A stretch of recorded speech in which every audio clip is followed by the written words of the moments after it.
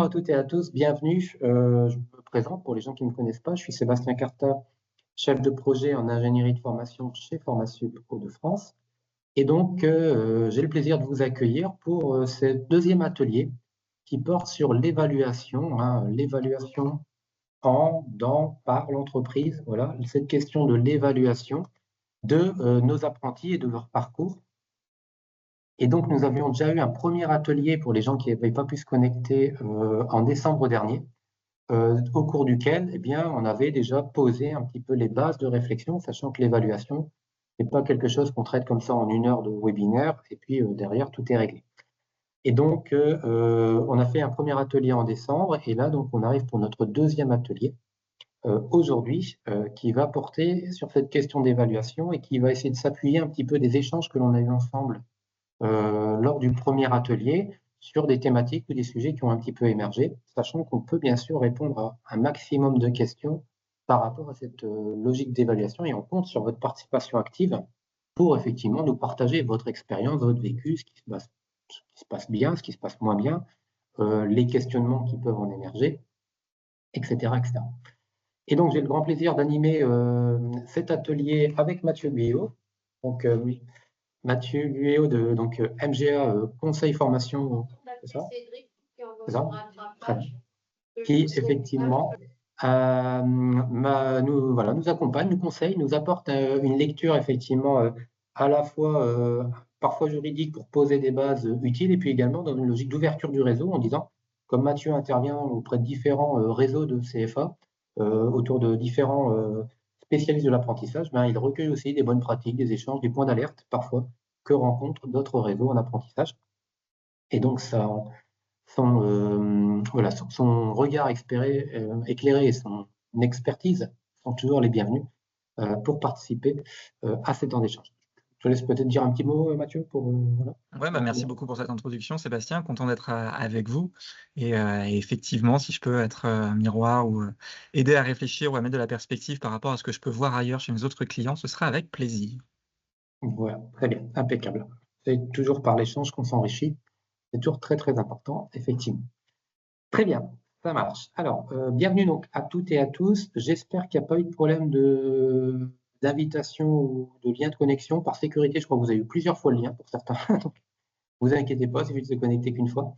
Mais voilà, l'idée, c'est j'espère qu'on a raté personne dans la diffusion de l'invitation. Alors, je vais vous partager mon écran pour un petit peu nous guider. Donc voilà, on ne va pas démarrer par la dernière diapo, c'est pas très utile. On va démarrer par la première diapo sur effectivement un petit peu ce fameux atelier. Hop. Alors, je projette, donc indiquez-moi bien si on le voit bien à l'écran, s'il n'y a pas de problème. Bon, si jamais vous avez des soucis, n'hésitez pas à nous le dire. Voilà. Après, il y a les membres de l'équipe formation qui peuvent vous conseiller. Petit rappel, donc n'oubliez pas de couper vos micros lorsque vous n'intervenez pas, on est bien d'accord, pour éviter les bruits parasites, les échanges dans le bureau, etc. Si vous avez des questions, n'hésitez pas donc à les préparer. Vous pouvez les poser dans l'espace de conversation pour que effectivement vous puissiez réagir par rapport à ça et puis que derrière on puisse prendre des temps pour appuyer vos questions, vos remarques, voire vos retours d'expérience. N'hésitez pas. Donc l'espace de chat est fait pour ça. Et puis effectivement, comme je vous l'ai dit, donc cette visio est enregistrée, donc si vous ne souhaitez pas trop y figurer, n'hésitez pas, vous pouvez couper votre caméra, c'est pas grave, il n'y a pas de problème par rapport à ça, voilà, pour éviter effectivement que, pour vous prévenir. Si vous avez des questions, vous avez quand même la possibilité de lever la main, donc lorsqu'on fera un peu les tours de table, etc., vous pouvez tout à fait lever la main si vous voulez prendre la parole, vous êtes les bienvenus pour cela. Alors, donc, bienvenue donc, dans notre atelier pédagogie partie 2, effectivement, sur cette question de l'évaluation. On va avoir en introduction donc, le rappel un peu des 3 axes de travail qu'on avait fait émerger la dernière fois. Et donc, il y avait la question de la construction d'outils qui permettent de faciliter l'évaluation. Pour rappel, lors du dernier atelier, on s'est dit, ben voilà, déjà, cette question de l'évaluation, comment elle se met en place? Est-ce que c'est à l'école de faire toute l'évaluation ou est-ce que c'est effectivement également à l'entreprise? On a vu qu'il y avait différentes pratiques de fonctionnement avec des écoles qui pratiquaient en disant nous on demande une note entreprise. en parallèle des notes données par l'université ou par l'école. Bah, nous, on évalue les compétences, nous, on invite le maître d'apprentissage à la soutenance et il se positionne au moment de la soutenance, etc. Donc, on a une multitude de pratiques qui vont effectivement, à un moment donné, nous questionner sur est-ce que notre système d'évaluation est pertinent, il est juste, parce que derrière la question de l'évaluation, il y a la question de l'équité quand même, la juste évaluation entre les différents apprentis, c'est quelque chose qui est fondamental. Et puis derrière, de se dire, voilà, concrètement, à partir de quels outils, de quelles méthodes je peux construire. Donc, on va vous proposer un échange sur cette question de construire un référentiel de compétences, et puis avec une logique d'intégrer, bien sûr, ce référentiel dans le livret MyPharmaSup, le livret de suivi qu'on vous met à disposition. Et puis effectivement, dans un axe 2, on va traiter les 2 autres thématiques, donc avec le partage sur les pratiques d'évaluation, donc structurer l'évaluation et clarifier la place du maître d'apprentissage dans l'évaluation des compétences de l'apprenti. Et donc l'idée, c'est de se dire concrètement, qu'est-ce qu'on demande à nos maîtres d'apprentissage pour, voilà, quelle est leur feuille de route, quelles sont leurs prérogatives, qu'est-ce qu'ils peuvent faire, qu'est-ce qu'ils ne peuvent pas faire.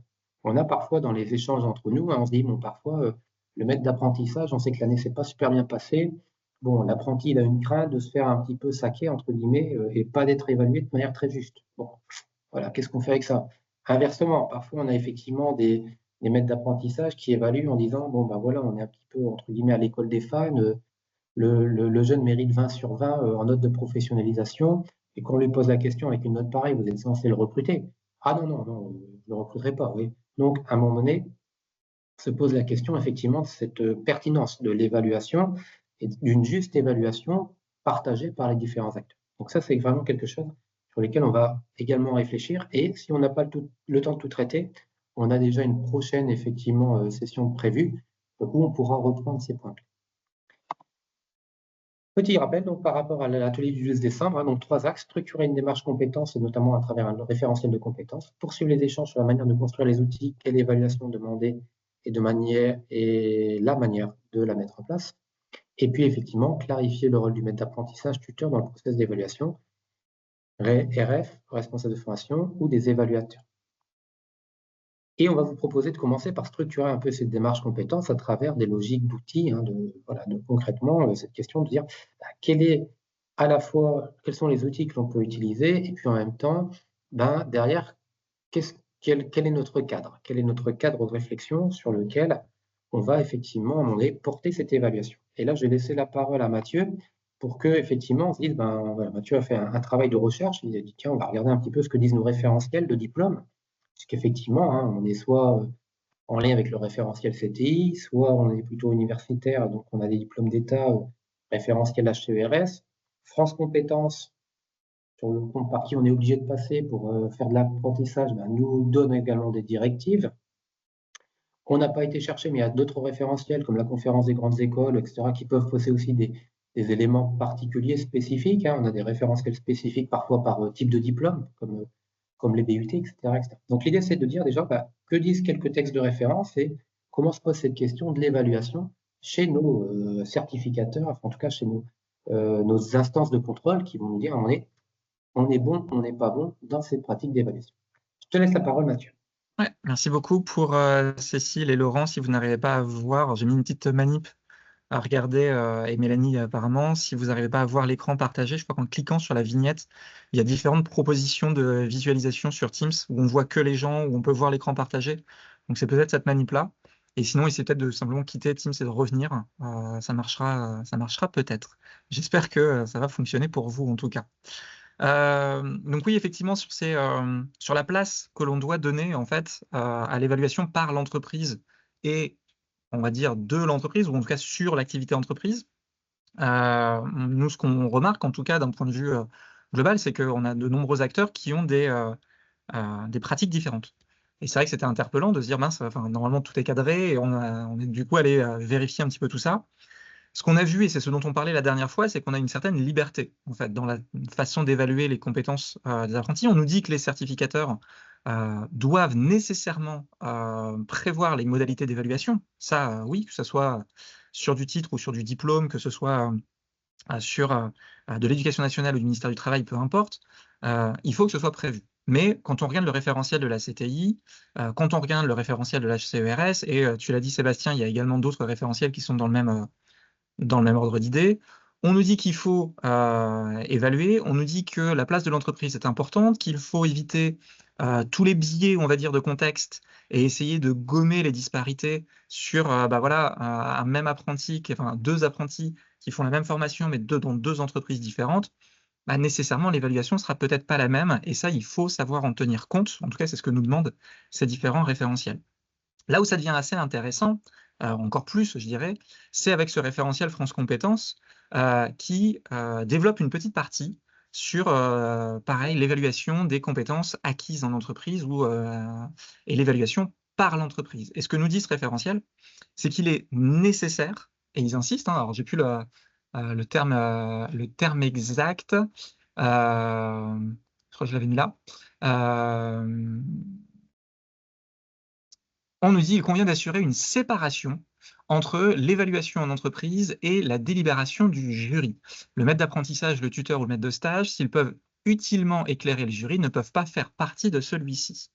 Alors ça reste un vade-mecum, hein, ça reste un référentiel de France Compétences, mais en tout cas, on voit bien que il y a cette distinction entre l'évaluation académique et l'évaluation professionnelle. Ça ne veut pas dire qu'elles ne peuvent pas être liées, ils le disent, ça ne veut pas dire qu'elles ne peuvent pas s'influencer ou s'éclairer l'une l'autre, mais je trouve que c'est assez intéressant de se rendre compte que l'une ne vaut pas l'autre et qu'on ne peut pas fonctionner exactement comme une espèce de fusion ou même de séparer complètement en se disant que le jury s'occupe de quelque chose, l'entreprise s'occupe d'un autre sujet. Il y a nécessairement une coordination à avoir. Alors, le but, je pense, ça va être de voir quelles sont les bonnes pratiques, effectivement, hein, Sébastien en a parlé, et de pouvoir se raccrocher, selon moi, sur la partie référentielle. C'est vraiment de regarder par les blocs de compétences, comment est-ce que finalement, vu que la CTI, la CERS et autres nous laissent libre de nous organiser comme on veut, et que France Compétences nous dit c'est important de le faire, mais il faut qu'on puisse bien distinguer ce que fait l'entreprise et ce que fait le jury officiellement. Voilà, c'est comment est-ce que finalement on va traduire ce référentiel, comment on va traduire nos blocs de compétences dans des éléments qui sont compréhensibles par l'entreprise. Et puis en point de vue de périodicité, point important, ni le référentiel de la CTI, qui, alors, globalement, dit qu'au niveau du semestre, ça peut être une bonne idée, mais n'impose rien. L'HCERS, qui est complètement silencieuse, et France Compétences, qui, pareil, ne donne pas d'indication sur il faut que ce soit une évaluation trimestrielle, semestrielle ou annuelle. Ils travaillent en fait sur le biais de la promotion et de la pertinence vis-à-vis de la promotion, et donc du programme de formation. C'est-à-dire que nécessairement, sur un cycle d'un an, de 2 ans ou de 3 ans, on n'aura pas les mêmes modalités ou on n'aura pas la même périodicité d'évaluation.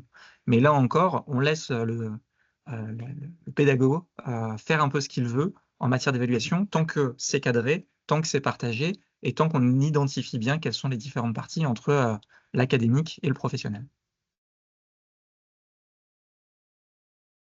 Merci Mathieu par rapport à ces éléments. Vous voyez qu'effectivement, on est sur des logiques où c'est vrai qu'on est responsable de la construction de la formation, on est responsable de dispenser de la formation. Donc, effectivement, en général, on est aussi également responsable de cette question d'évaluation. On y reviendra tout à l'heure un petit peu sur ces échanges, sur justement quelles sont vos pratiques dans vos établissements par rapport à encore une fois, cette temporalité d'évaluation, à quel moment, puis nous, on a dire des recours ou des petits conseils par rapport à ça, en se disant, il nous paraît pertinent de structurer une évaluation selon telle temporalité. Oui. Donc, on y reviendra effectivement par rapport à ça. À partir de nos fameux référentiels, la question qui va se poser, alors là, je vous ai sorti un schéma un petit peu barbare, donc ne vous inquiétez pas, vous aurez le document. Mais en fait, la question qui va se poser, c'est comment on va structurer cette démarche. Donc, sur le côté évaluation, je dirais notes et tout ce qui va autour, effectivement, de la logique de notation, au niveau surtout notamment de l'école, ça, vous savez faire, il n'y a pas de problème. On parle souvent effectivement de la question de la notation par l'entreprise, et là, moi, personnellement, mais après, c'est qu'un avis personnel, hein, ça me dérange un peu plus parce que c'est vrai que l'entreprise, la notion de note, peut-être dans la fonction publique un peu plus, mais voilà, ça reste quand même quelque chose où ça fait un peu scolaire, ça fait un petit peu effectivement très administratif. Et je me souviens toujours moi d'une réunion que j'avais eue avec des maîtres d'apprentissage de chez Decathlon qui disaient nous, franchement, on n'est pas là pour donner une note, on est là pour démontrer ou en tout cas évaluer si le jeune il sait faire, il sait pas faire, et dans quelle situation il sait faire, il sait pas faire. Donc c'est vrai que La logique de notation, elle est un peu problématique, et c'est d'ailleurs pour ça que l'ingénierie de formation évolue. On parle maintenant de blocs de compétences plutôt que de matières, etc. Parce qu'il y a aussi cette question sur la manière dont on va porter cette logique de un diplôme vise à préparer, ou en tout cas à reconnaître un certain nombre de compétences sur la manière de les mettre en place.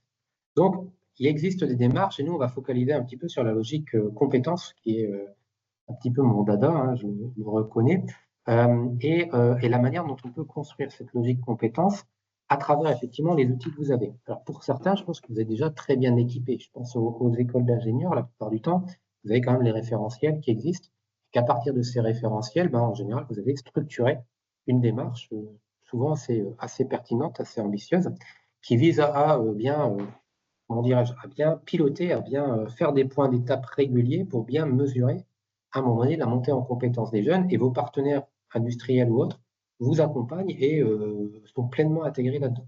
Dans d'autres cas, on se cherche un petit peu plus, et donc parfois on n'est pas toujours très au clair sur la manière de construire tout ça.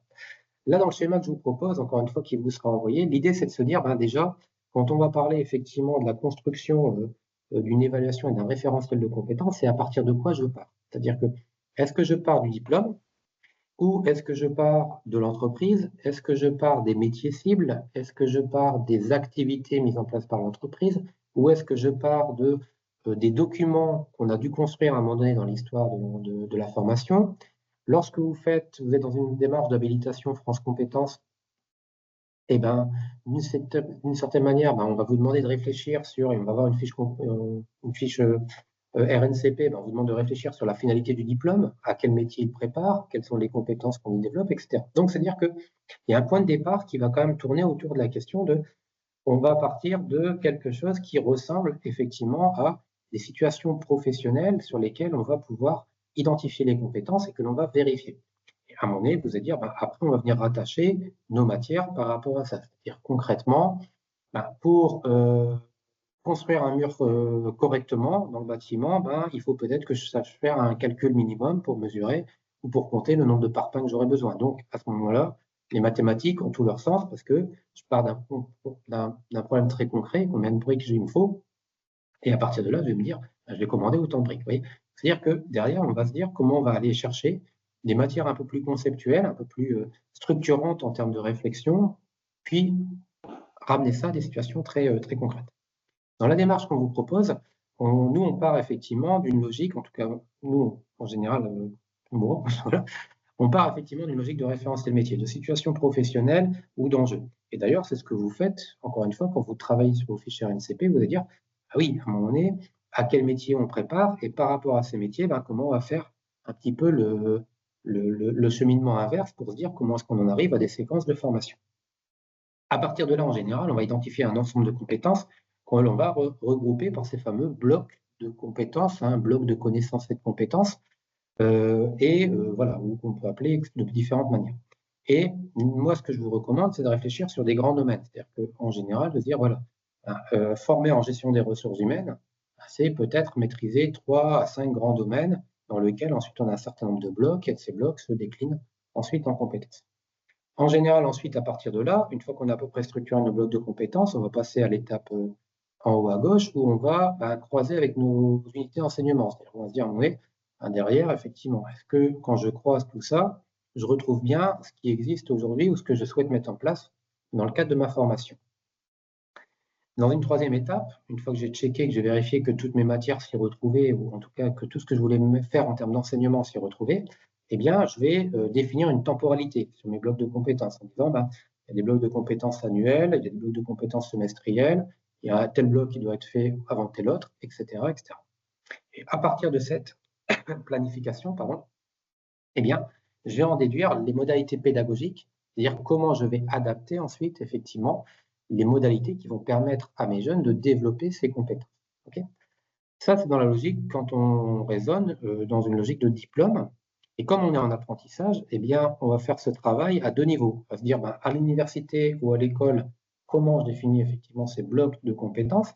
Et puis derrière, vous savez, on a toujours nos contraintes de durée minimale en centre de formation. On a toutes nos contraintes, effectivement, c'est-à-dire il faut que l'entreprise s'y retrouve, etc. Donc, il y a aussi la question de se dire, quelles sont les compétences que va développer le jeune en situation de travail en entreprise pour qu'effectivement, il puisse également développer ses compétences. Et donc, l'idée, c'est de dire, parfois, il y a des TP qu'on va faire sauter, par exemple, qu'on faisait en initial et qu'on ne fait plus en apprentissage, parce que les travaux pratiques ne servent plus à rien, d'une certaine manière. Pourquoi? Parce qu'effectivement, nos jeunes voient et pratiquent en entreprise des choses peut-être avec du matériel beaucoup plus moderne, et des dispositifs beaucoup plus modernes que ce que nous, on a parfois à l'université ou dans l'école. Donc c'est vrai que parfois, on va faire des arbitrages par rapport à ça. C'est à partir de ces arbitrages que vous allez définir ce qui relève effectivement du côté école et de l'autre côté, du côté entreprise. C'est là où ensuite, on va se dire comment on va faire ce trait d'union à travers les fameuses compétences. Vous voyez? Donc, on va être vraiment dans une démarche visant à dire, encore une fois, on repart des métiers et de ce à quoi ils sont destinés, enfin, comment on va arriver à cette finalité de former à un métier. Si on reprend un petit peu la logique d'une fiche RNCP, voilà, alors j'ai essayé de trouver une capture d'écran, mais je ne sais même pas si c'est encore les bonnes, parce que je sais pas. Voilà, quand on fait imprimer maintenant, il vous imprime 25 pages de fichier RNCP.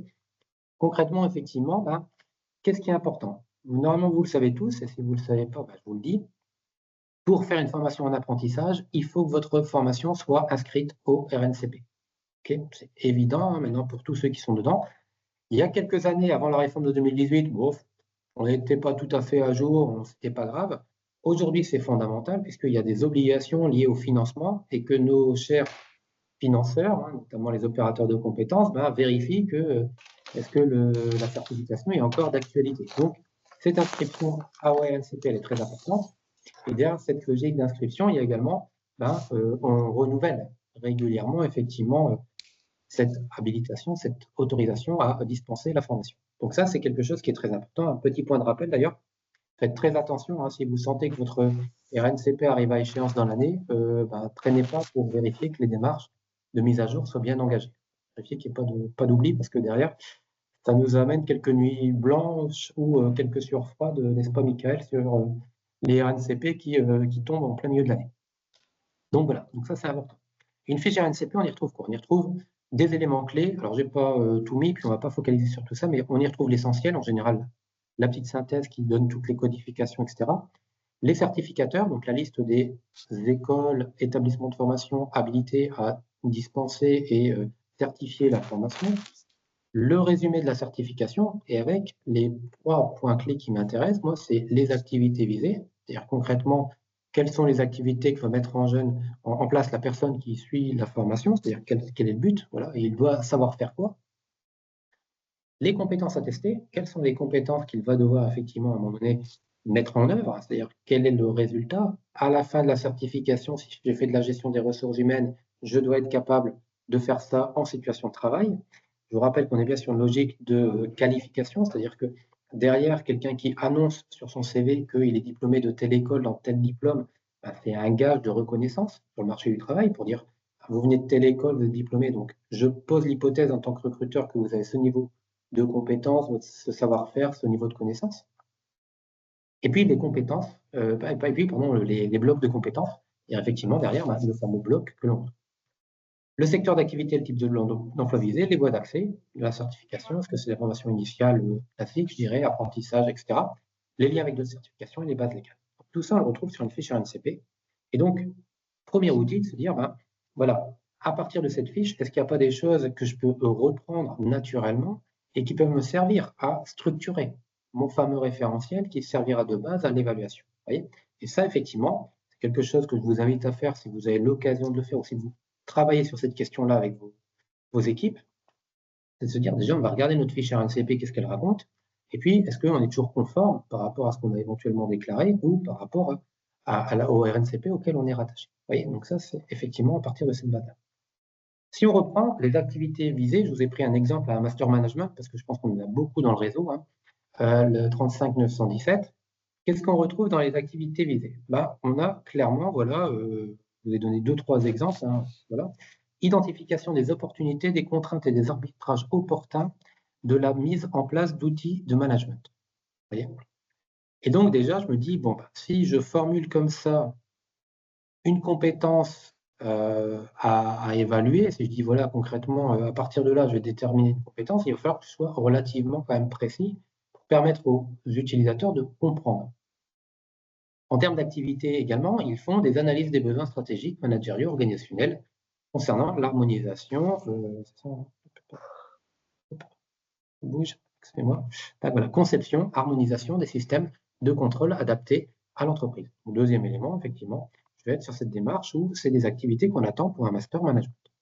Lancement, mise en œuvre et accompagnement du changement organisationnel d'une structure, définition des processus à mettre en œuvre dans la conduite d'évaluation d'un projet, etc., etc. Et donc, on a toutes ces activités. Donc, concrètement, les activités que est censé savoir mettre en place ou mettre en œuvre quelqu'un qui aura le diplôme. Et donc là, vous me voyez bien sûr venir avec mes gros sabots, vous allez dire, ça tombe bien, c'est justement ces éléments-là que l'on va identifier en entreprise pour se dire, effectivement, est-ce qu'à un moment donné, dans le cursus du master en management, eh bien, on a amené le jeune à faire une analyse des besoins stratégiques ou managériaux ou organisationnels et de se poser la question, les systèmes de contrôle mis en place. Donc, est-ce que mon jeune, il a travaillé sur des indicateurs de mesure de la productivité, par exemple, ok? Est-ce que mon jeune, il a fait une analyse, un benchmark, un positionnement, effectivement, sur le marché de nos produits, par exemple, etc., etc. Voyez. Donc, c'est-à-dire que derrière, eh bien, il va falloir se dire qu'on a une activité visée, puis des compétences qui vont en découler naturellement. Voyez. Définition des processus à mettre en œuvre dans la conduite de l'évaluation d'un projet. Voilà, déjà, le mot-clé, le mot magique sera de dire, quelque part dans la certification, que ce soit en cours ou en entreprise, on va checker, il faut qu'il travaille sur un projet. Et c'est ce que vous faites avec des projets tutorés, parfois effectivement à l'école, ou parfois en disant, quoi qu'il arrive, dans l'émission, on vérifie que le jeune devra piloter tout ou partie d'un projet pour qu'il puisse mettre en place les outils de projet. Vous voyez.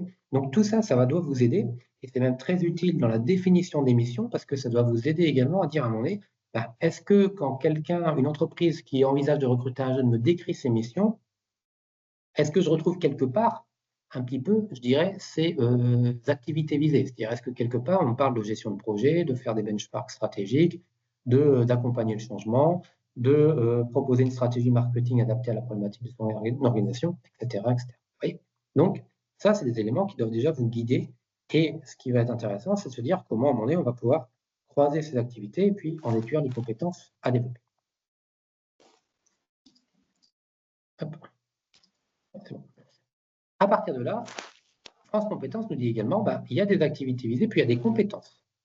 Sur cette fiche-là, je sais pas, je n'ai pas vérifié les plusieurs dizaines de milliers de certifications, si elles étaient toutes structurées de la même manière, mais en tout cas, sur cette fiche-là, ce qui est évident, c'est qu'on a les compétences transversales, et puis ensuite, on a effectivement les compétences spécifiques. Donc, c'est-à-dire que concrètement, déjà, France Compétences nous impose, dans la fiche RNCP, de faire des arbitrages, de faire un choix, et de dire, en tout cas, de dire qu'est-ce qui va relever à un moment donné des compétences dites plutôt transversales, c'est-à-dire des compétences qui vont concerner plusieurs domaines et qui sont réutilisables facilement d'un domaine à l'autre, de compétences spécifiques qui vont être des compétences plutôt descendantes, entre guillemets, liées à certaines choses beaucoup plus opérationnelles.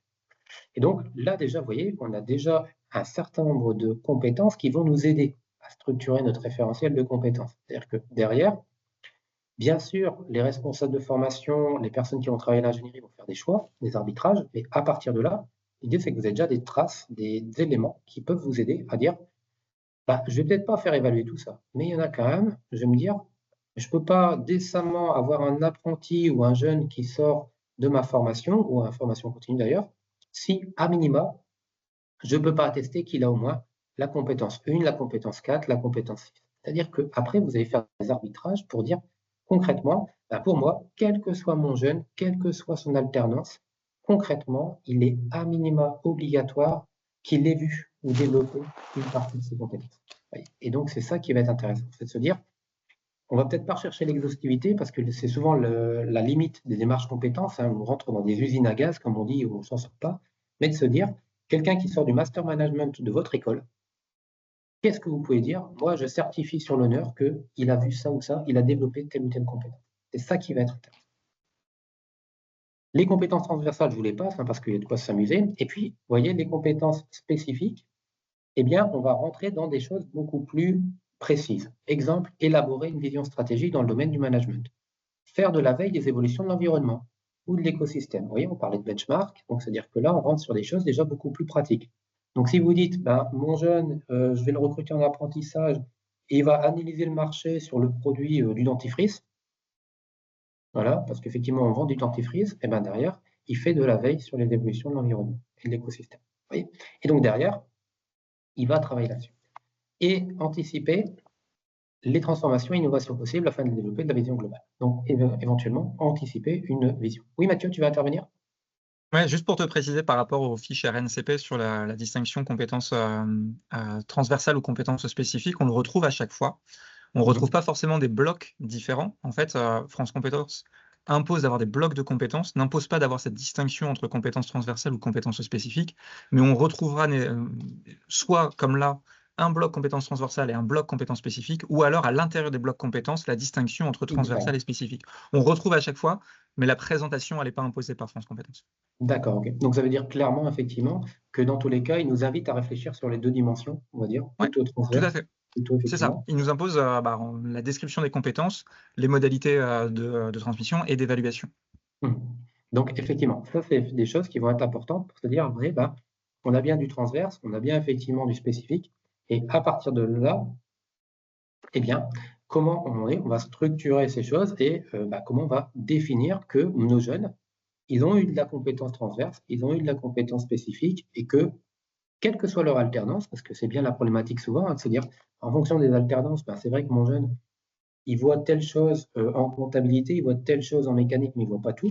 Et donc, c'est de dire, ben, même s'il a des alternances spécifiques, eh bien, derrière, on a un minimum de socle commun qui certifie qu'il est formé là-dessus et il peut donc prétendre à des emplois qui vont effectivement lui demander de faire telle ou telle chose. Voyez. Donc voilà.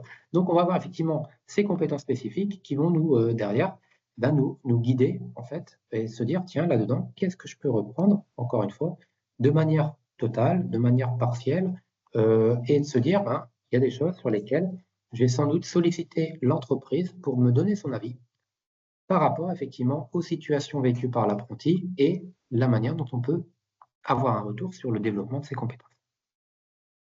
Vous voyez, mesurer, contrôler des outils, mettre en œuvre des règles et normes, développer la structure, la culture managériale organisationnelle, vous voyez, animer et fédérer les collectifs, développer son relationnel et son leadership.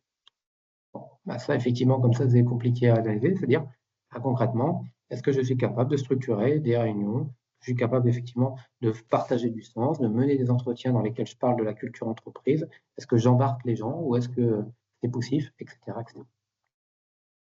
Quand on va voir les blocs de compétences, bah là, moi, je trouve qu'ils sont un petit peu plus hard. Effectivement, parce qu'on va retrouver, vous voyez, par exemple, à s'approprier les usages avancés et spécifiques des outils numériques. Et donc là, on retrouve identifier les usages numériques et les impacts de leur évolution sur le ou les domaines concernés, servir de façon autonome des outils numériques avancés sur un ou plusieurs métiers ou secteurs de recherche du domaine. Si on prend le deuxième, mobiliser et produire des savoirs hautement spécialisés. Voilà, là, on sera plus dans le spécifique, à mon avis, hein, la compétence spécifique. Mobiliser des savoirs hautement spécialisés, dont certains sont à l'avant-garde du savoir dans le domaine du travail ou d'études, comme les bases d'une pensée originale. Développer une conscience critique, résoudre des problèmes pour développer de nouveaux savoirs, apporter des contributions novatrices dans le cadre d'échanges de haut niveau, conduire une analyse réflexive. Et là, je vous mets au défi de présenter ça à un maître d'apprentissage qui bosse dans l'entreprise depuis 10 ans, qui est très très bon sur son domaine, et de l'amener à dire, mais concrètement, comment vous l'amenez à développer une conscience critique des savoirs dans un domaine et où l'interface de plusieurs domaines. C'est-à-dire que concrètement, c'est un peu la limite que moi je trouve personnellement dans la rédaction de certains blocs de compétences. Ils sont parfois tellement génériques, tellement généraux, que derrière, ben, se pose la question de dire, mais j'en fais quoi en fait, j'en fais quoi? Et quand je mets une compétence comme celle-ci à évaluer dans un référentiel, je pense que les gens ne savent pas en fait ce qu'ils évaluent. C'est-à-dire qu'ils vont avoir énormément de mal à se dire, mais alors à quelle situation réelle, à quelle effectivement situation vécue par mon apprenti, je peux ramener ça et le développement de cette conscience critique. Bien sûr, après, on va peut-être le traduire, mais l'idée, c'est peut-être de dire, est-ce que développer une conscience critique par rapport au savoir ou un domaine, c'est dire, par exemple, je travaille dans une industrie polluante et je prends conscience qu'effectivement, ce que je produis est polluant. Et donc, derrière, j'intègre la notion d'éco-conception pour éviter de polluer un maximum et de réduire la pollution. Et donc, derrière, ça veut dire que j'intègre dans un processus d'éco-conception le fait de dire, j'évite de gaspiller des ressources pour rien dans la fabrication du produit. J'optimise. ou je recycle des chutes pour effectivement réintroduire dans le système de production. Et ça, vous voyez que c'est quelque chose que j'ai traduit. C'est-à-dire que c'est compliqué d'avoir cette dimension. J'avance un petit peu, effectivement, et vous pourrez vous regarder en PowerPoint les différents éléments. Au final, qu'est-ce que je vous propose comme démarche? Parce que vous allez me dire, c'est bien beau, Sébastien, mais qu'est-ce qu'on en fait? Je pense qu'un des référentiels de base qui est assez simple, c'est de partir du référentiel, effectivement, RNCP, puisque cette fiche RNCP, de toute manière, c'est ce qui valide notre action de formation et qui nous permet effectivement de la dispenser. Partir des compétences attestées, des situations de travail également, je le rajouterai effectivement, et parce que ça va être intéressant de se dire, concrètement, la compétence, elle ne vole pas toute seule. Donc, même quand le jeune va s'évaluer, même quand on va l'évaluer, il faut ramener ça à un contexte professionnel. Okay. Dans l'absolu, je n'anime pas des entretiens et je ne suis pas un expert de l'animation des entretiens. J'anime des entretiens dans un contexte particulier. Entretien de recrutement, entretien de licenciement, entretien de recadrage, entretien managérial, entretien avec un usager. Ce n'est pas le même contexte. C'est la même technique, c'est des techniques très proches d'animation, mais ce n'est pas le même contexte. Donc, il faut systématiquement contextualiser par rapport à ça. À partir de cette liste de compétences, vous allez les référencer, les regrouper par thématique ou finalité. Vous voyez, parfois, effectivement, on a des listes comme ça un peu à la Prévert. L'idée, c'est de trouver un cadre de direction pour se dire, concrètement, on va fonctionner par rapport à ça. Présenter les compétences attestées, pas plus de 15 à 20 compétences par bloc. Alors même, je dirais, c'est même trop, c'est 15 à 20 compétences en tout. C'est-à-dire qu'effectivement, ça ne sert à rien de commencer à rentrer, parfois on y arrive, à 80 compétences à évaluer. Vous êtes sur MyFormasup, vous avez effectivement un grand tableau comme ça, et je dois cliquer à chaque fois avec l'enregistrement. C'est bien entendu inutile, ça ne sert à rien. Par contre, c'est plutôt cette réflexion de se dire à partir de quelles compétences fondamentales je peux dire le jeune mérite son diplôme. C'est-à-dire comment j'atteste que le jeune, il a les compétences minimales permettant de dire il mérite le diplôme. C'est ça qui va être très important.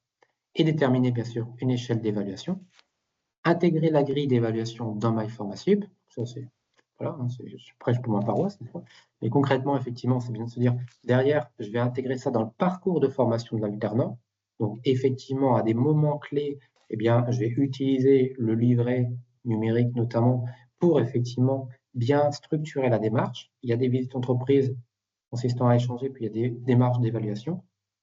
Et puis après, former des outils dans l'accompagnement à l'évaluation des compétences, former les tuteurs dans l'accompagnement à l'évaluation des compétences, et puis intégrer les moments d'évaluation dans le cadre de l'accompagnement sur le livret. Et donc c'est aussi ça qui est important, c'est dire utiliser le livret comme outil de structuration pour se dire, encore une fois, voilà, 2 fois dans l'année, 1 fois dans l'année, 3 fois dans l'année, on va faire un point sur les compétences et amener effectivement le jeune à avoir cette évaluation avec son maître d'apprentissage et son tuteur.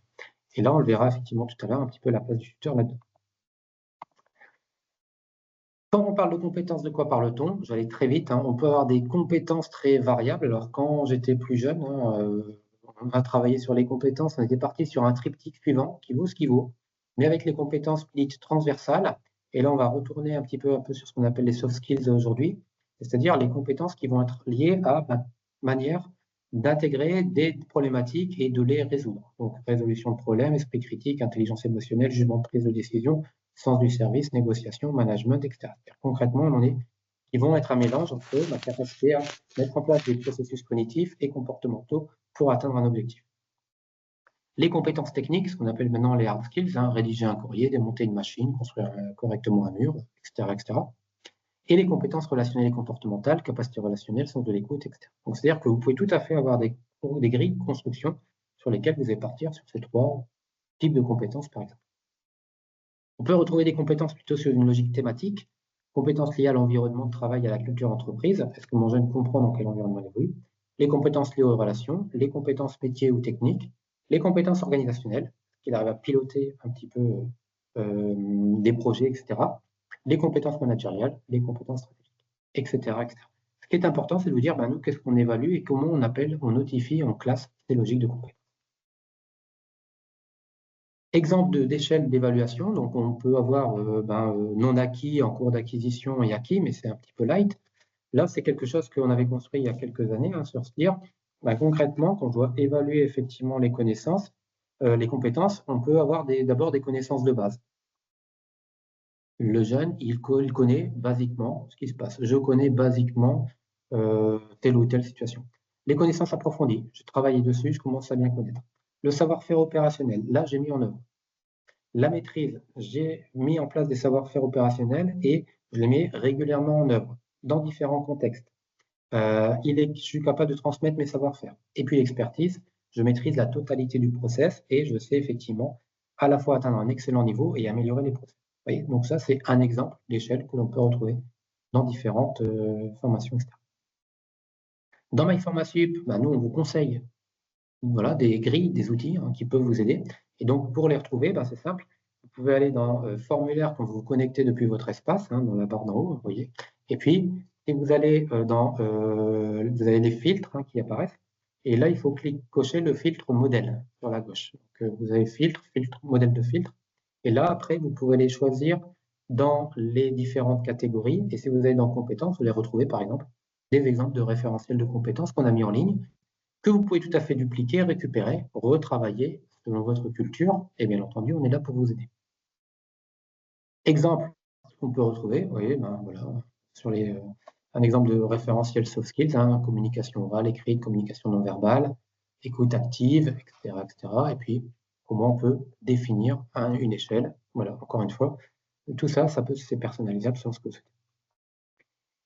Et nous, on invite également à une logique d'auto-évaluation par le jeune, et donc on a mis des formulaires d'auto-évaluation aussi, que là aussi vous pouvez reprendre, visant à permettre à un jeune de se dire, tiens, je vais m'auto-évaluer sur comment moi je mesure ma capacité à communiquer et adapter mon langage aux interlocuteurs. Et cette évaluation peut être croisée avec un autre interlocuteur, donc le maître d'apprentissage, le tuteur, pour croiser effectivement cette évaluation et gagner en visibilité. N'hésitez pas à nous contacter, bien entendu. Voilà pour cette démarche un petit peu, j'espère que je ne vous ai pas trop ennuyé, que vous n'êtes pas endormi. Cette démarche, voilà, qu'est-ce que ça vous inspire? Est-ce que vous dites, quel est votre niveau de maturité par rapport à ça? Allez-y, on a Delphine. Oui, Delphine. N'oubliez pas d'activer le micro. Voilà. Oui, bonjour à tous. Delphine Debussy, je suis à Polytech Lille. Je représente Dorothée qui était empêchée. Moi, j'ai une question. Sébastien, tu n'as absolument pas parlé de la maquette pédagogique. Donc, tu es passé de la fiche RNCP à l'évaluation de ses compétences, en toute logique. Sauf que je pense que les collègues au milieu vont avoir un réflexe de maquette. C'est-à-dire que nous, on a un intermédiaire entre la fiche RNCP et l'évaluation. Et c'est d'ailleurs celui-là qui nous pose problème. Est-ce qu'on peut à la limite faire abstraction de cette maquette et passer directement de la fiche RNCP à cette évaluation? Alors, tout va dépendre de la finalité de ton évaluation et ce que tu cherches à aller chercher. Dans ta maquette de formation, c'est vrai que tes collègues vont réfléchir en disant nous, on a des cours, des enseignements en mathématiques, etc., etc. L'idée qui va être intéressante, c'est de dire, moi, en fait, qu'est-ce que je cherche à évaluer et quelle va être la demande à destination de l'entreprise. Okay. C'est-à-dire que là, l'idée, c'est de dire, en fait, dans ma maquette pédagogique, est-ce que c'est l'entreprise qui évalue une partie de cette maquette ou pas? Tu vois, c'est-à-dire que, est-ce que tu dis, souvent c'est vrai par des projets ou par la professionnalisation qu'on met dans la maquette. Donc, en général, c'est quand même ciblé. Le reste du temps, tes collègues dispensent leurs cours et mettent en place effectivement les évaluations comment dirais-je, en mathématiques ou les autres matières. Tu vois. Donc, c'est-à-dire que derrière, c'est le concepteur je dirais, de la fiche, ou en tout cas du référentiel de formation, qui va dire, d'un côté, on a bien effectivement la maquette pédagogique avec, si tu regardes en haut à gauche, là, mes unités d'enseignement, tu vois, je les ai à peu près dans le petit schéma, là, sur le côté. Tu vois. Et donc, à partir de là, on va avoir effectivement cette logique, on va se dire, j'ai checké en partant des situations professionnelles et j'ai bien vérifié que tout ce qu'on aborde dans le cadre de l'enseignement est traité d'une manière ou d'une autre et a sa place dans un bloc de compétences. Et puis après, effectivement, l'idée, c'est de se dire, est-ce que, je dirais, si tu prends l'exemple des mathématiques, l'école va évaluer la capacité du jeune à mener un raisonnement pour atteindre un résultat. Par contre, l'entreprise va évaluer le résultat final en situation de travail. C'est-à-dire que pour construire mon mur, il faut que je sache compter et mesurer effectivement si j'ai le bon nombre de briques, etc. Donc là l'enjeu par rapport à ça, ça va être de dire, dans mes référentiels de compétences, est-ce qu'à un moment donné, je déconnecte l'évaluation via la maquette pédagogique, et ça relève de l'école principalement, et dans cette maquette, j'identifie 2-3 matières qui vont être en lien avec l'évaluation entreprise, ou est-ce qu'effectivement je fusionne les deux? La difficulté de fusionner les deux, ben, c'est de se dire, à un moment donné, est-ce qu'on risque de ne pas parler des langages trop compliqués, tu vois? De Oui. se dire, à un moment donné, on risque effectivement de s'embarquer dans les trucs où on va finir par se poser la question de qu'est-ce qu'on évalue ou pas. Et donc, c'est vrai que c'est intéressant que vous disiez, ben, nous, on a un périmètre sur lesquels on va vérifier souvent les savoirs fondamentaux, les concepts, les choses, etc., et leur capacité à les comprendre, les apprendre, les mobiliser. Et puis derrière, vous, en entreprise, ce qu'on va attendre de votre part, c'est la traduction très opérationnelle dans un contexte professionnel. Tu vois? Donc moi, je suis Ok. plutôt d'avis de se dire, il y a ces deux dimensions. Peut-être que, Mathieu, tu voulais réagir en lien avec ce que tu avais dit tout à l'heure également sur la séparation du temps école et de l'entreprise. Oui, c'est ça. Alors, c'est loin d'être évident, cette séparation. Et puis, on va forcément se retrouver avec des cas où, finalement, on a dans le centre académique de la vérité, enfin, du contexte professionnel qu'on peut instaurer, et on va avoir des situations en entreprise où les concepts fondamentaux peuvent aussi être évalués.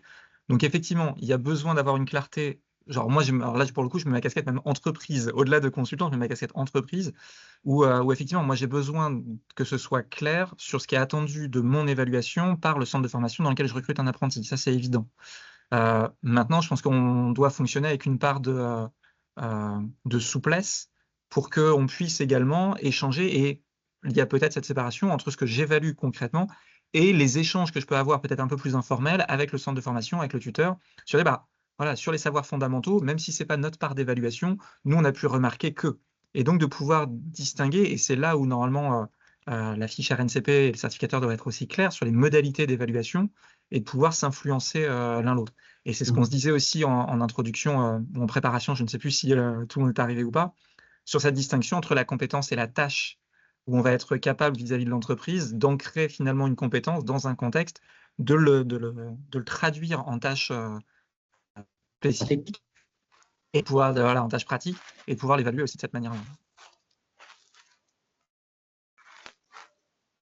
Je ne sais pas si on a répondu, Delphine, si ça t'éclaire un petit peu sur cette dimension.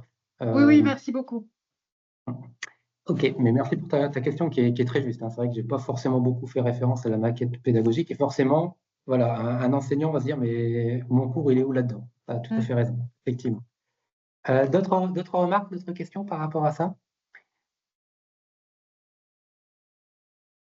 Ou peut-être Delphine, juste, je me permets de juste te poser une question complémentaire. Chez Polytech, justement, comment vous faites? Vous faites cette distinction très clairement en disant le côté entreprise et puis effectivement le côté enseignement classique et les évaluations sont très très distinctes. Ou est-ce que parfois tu sens que les deux modalités d'évaluation se recroisent un petit peu? Comment toi tu le vis à Polytech? En fait, je constate que selon la spécialité diplôme d'ingénieur, les pratiques ne sont pas tout à fait les mêmes. On a encore, donc moi je suis des apprentis dans diverses spécialités. On a encore des spécialités qui sont sur une grille de compétences très générales de la CTI, pour ceux qui les voient, hein, donc 14 compétences très générales. Et quand je vais en entreprise, on me dit mais à quoi ça sert, qu'est-ce que ça veut dire? Donc je réexplique. Et puis on a des spécialités qui sont en train d'expérimenter tout à fait l'inverse, coller au plus possible de la fiche RNCP, avec cette difficulté que quand on est dans une entreprise, eh bien, on ne développe pas de la fiche RNCP. Donc on teste un système où l'entreprise, l'apprenti et le tuteur pédagogique choisissent un bloc qui Oui. concerne l'alternance en entreprise, parce qu'on sait que les autres blocs seront travaillés à l'école. Et donc, on est en train de tester. Et les premiers retours que j'ai en entreprise, c'est ah oui, là, d'accord, je comprends, la compétence, oui, c'est exactement ça qu'il fait. Donc, on sent que les entreprises accrochent bien plus parce qu'on s'approche de leur vocabulaire et on n'est pas sur des compétences générales d'un ingénieur. Et puis, au milieu, on a des systèmes un peu hybrides où on a un peu de transversal, on retrouve des compétences qu'on va appeler identitaires. Voilà, chaque spécialité cherche le fonctionnement et pour le moment, il y a des avantages et des inconvénients dans chacun des trois systèmes. Oui, Mathieu, vas-y, tu voulais réagir? Oui, Delphine, ça veut dire que cette personnalisation le libre choix des blocs de compétences qui sont évalués par l'entreprise, enfin du côté entreprise, ça veut dire que dans la même promo, vous n'avez pas forcément les mêmes blocs de compétences qui sont évalués par les entreprises. Ça veut dire donc, je file jusqu'au bout, que le programme académique prévoit de toute façon tous les blocs de compétences. Il n'y en a pas qui sont identifiés en disant, bah, ceux-là, vous les voyez forcément en entreprise. Potentiellement, il faut tous les voir en cours parce que tel individu verra tel bloc, tel autre individu verra tel autre bloc. Il faut être sûr que tout le monde voit tous les blocs. C'est ça? Tout à fait. Alors, la Ouais. façon dont on imagine ce qui est aujourd'hui une expérimentation, c'est de dire à l'école, on va vous donner un niveau minimum pour chacun des blocs. Et Ok. après, en fonction de votre alternance, vous allez vous orienter plutôt vers tel bloc, ou là, vous allez monter d'un niveau, voire de deux. Et vous aurez donc un CV avec cette coloration par rapport Hmm. à ce bloc qui correspond à un métier spécifique visé par la formation. Ok. Ok, très clair. Merci. Moi, je pense que l'arbitrage que tu nous expliques, Delphine, là, me paraît le plus pertinent, tu vois. C'est vraiment de se dire, vraiment pour que vous puissiez dire, on certifie que notre apprenti qui sort de Polytech, voilà, il mérite d'être ingénieur, il a tous les outils pour être ingénieur. On est sûr qu'il a une culture minimum, voire déjà assez approfondie dans tous les blocs parce que l'école le garantit. Et peut-être qu'il est devenu un peu plus expert sur tel ou tel domaine parce qu'effectivement, son alternance l'a fait. C'est un peu ce qu'on a vécu quand on a fait nos stages, en fait, hein, pour ceux qui ont fait des stages. C'est vrai qu'on avait une formation, puis en fait, c'est le stage qui nous a très fortement orientés vers une certaine expertise ou un certain domaine, sans qu'on voit forcément ce que voyaient nos collègues dans d'autres stages. Donc, on est un peu sur cette même enjeu, ce même enjeu. Ce qui est important, c'est surtout de se dire, voilà, quel est le gage minimum visant à Mm. dire que, effectivement, dans tous les cas, tous les élèves et ingénieurs de Polytech auront cette culture générale, auront ces compétences et auront été en situation de les développer. Et après, ben, il y a du bonus en fonction effectivement des domaines d'expertise, ce qui crée aussi, hein, ce qui fait partie, je parlais de qualification tout à l'heure, ce qui fait que 2 élèves ingénieurs de Polytech, ben, effectivement, auront leur chance en recrutement, mais il y en aura peut-être un qui, parce qu'il aura vu telle chose dans l'entreprise et pas l'autre, aura forcément plus de chances pour le poste. Mm. Merci pour ces encouragements, en tout cas. Ah bah, moi, je vous soutiens à fond, là, vous êtes sur la bonne tente. Merci Delphine pour ton témoignage. Est-ce que quelqu'un veut rebondir encore ou est-ce qu'on passe à la suite? Je ne sais pas si dans d'autres écoles, d'autres pratiques. Alors c'est vrai que je parlais tout à l'heure des écoles d'ingénieurs qui sont structurées quand même de manière assez forte, hein, et contrôlées de manière assez forte par la CTI, mais on se retrouve toujours à cette problématique, un petit peu les fameux blocs de compétences du master management. Quand c'est trop général, l'entreprise ne comprend pas ce qu'elle doit faire. Et c'est vrai que c'est très embêtant parce que parfois on lance des grilles comme ça à nos maîtres d'apprentissage. Tenez, débrouillez-vous. Et puis après, ben, on s'étonne que ils soient bien embêtés. Et pour rebondir sur ce que tu disais, Delphine, effectivement, il y a aussi un mot qui est très fort et qui prend tout son sens. C'est nos fameux, effectivement, conseils de perfectionnement à organiser dans chacune des formations. C'est-à-dire que là, vous pouvez vraiment avoir un retour en direct de quelques professionnels qui vont vous dire ah, vos outils me paraissent très bien, me paraissent beaucoup plus clairs, ou alors au contraire, moi perso, j'y comprends rien et j'ai du mal à savoir ce que je dois faire. Donc je pense que ça, c'est quelque chose qui est très important. Ça peut être de retour qu'on va avoir lors des visites tutorales, etc., mais également lors des conseils de perf pour faire évoluer effectivement les pratiques d'évaluation et d'accompagnement des jeunes. Pas d'autres remarques pour l'instant? Allez, on continue dans ce cas-là. Et puis effectivement, on va effectivement d'ailleurs, je vais vous redonner la parole très vite. Si vous... Voilà. Alors, les échanges de pratiques, effectivement, sur les évaluations et rôle des acteurs. Eh bien, j'ai envie de vous poser à quelques courageux qui vont essayer de répondre à ces questions en général. Quelle est la meilleure temporalité pour évaluer les compétences selon vous? Combien de fois par année et pourquoi? Alors, concrètement, pour vous, si vous dites il faut faire des évaluations, même pour les notes, hein, etc., c'est quoi la meilleure temporalité? C'est-à-dire, sur une année, combien de fois vous faites des évaluations, vous demandez une évaluation de la part de l'entreprise? Là, Michael, s'il y avait le petit système de sondage, ce serait top. Voilà. Oui. Tu me prends de court, Sébastien, mais je le fais en direct. Ah, top. On a Maïté qui lève la main. Oui, Maïté. Bonjour, Maïté.